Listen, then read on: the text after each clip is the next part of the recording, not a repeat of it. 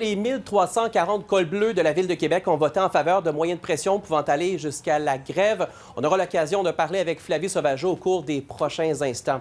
Car du côté de Boston maintenant, eh bien, on vient de l'attendre, le maire de Québec. On l'a entendu un peu plus tôt dans le bulletin, le maire de Québec qui est en mission en sol américain pour la toute première fois depuis le début de son mandat. Bruno Marchand, donc, à Boston avec une vingtaine de représentants et entrepreneurs. Et on en parle immédiatement avec Louise Boisvert. Elle est sur place. Louise, le maire dirige une première mission économique. Première mission en sol américain, vous l'avez dit, mais c'est aussi une première mission économique pour le maire de Québec. Il est en compagnie donc de gens d'affaires qui étaient ici dans les derniers jours pour participer à un congrès qui s'appelle Building Energy ici à Boston.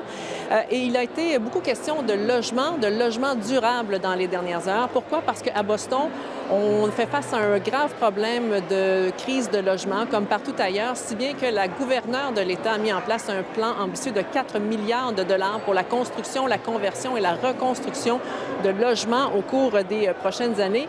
Et vous allez entendre quelques entrepreneurs qu'on a croisés aujourd'hui. Ils venaient ici pour s'inspirer, pour parler de leur technologie et d'innovation qu'ils aimeraient bien exporter.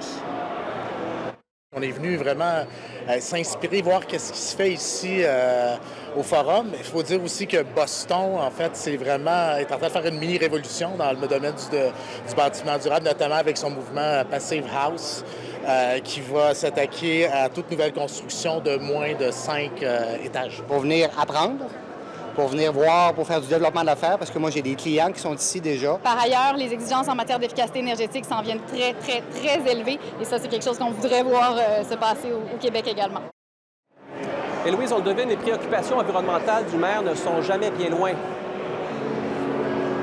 Oui, on comprend qu'on combine économie et économie durable au cours de ces discussions dans la mission du maire de Québec, mais vous les avez entendus, ces entrepreneurs, ils sont très intéressés par ce que fait Boston. Boston qui est vraiment un partenaire économique très facile d'accès pour Québec, tout comme la Nouvelle-Angleterre dans son ensemble aussi. Donc, c'est important de créer des partenariats et surtout en crise du logement parce que dans la construction, ça va devenir un enjeu important. Il y aura beaucoup de ressources qui seront consacrées au cours des prochaines années et le maire de Québec croit que la Ville de Québec ne doit pas manquer le bateau.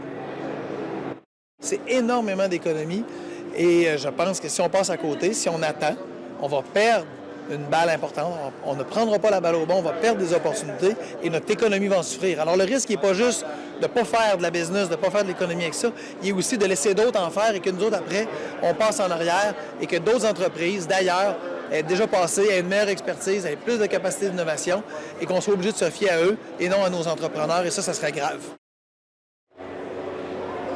Et si on a parlé beaucoup de logement, aujourd'hui, on a aussi beaucoup parlé de mobilité, qui est l'autre défi pour la Ville de Boston.